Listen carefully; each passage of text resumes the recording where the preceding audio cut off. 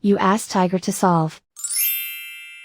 This deals with linear equations with one unknown. The final result is x equals 178/11. Let's solve it step by step. Simplify the expression. Group like terms.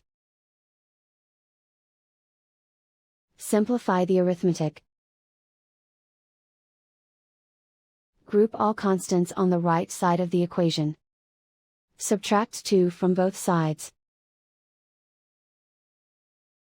Simplify the arithmetic.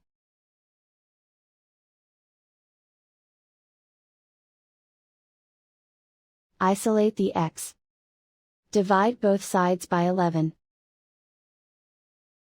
Simplify the fraction.